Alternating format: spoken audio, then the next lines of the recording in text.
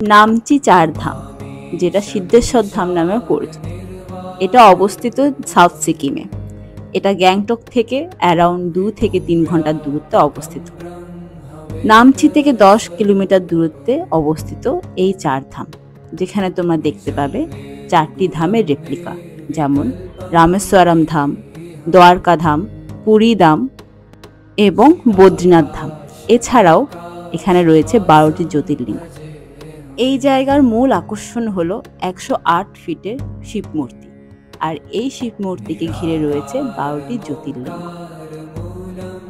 এই চার ধাম সকাল 8টা থেকে বিকেল 7টা অবধি খোলা থাকে।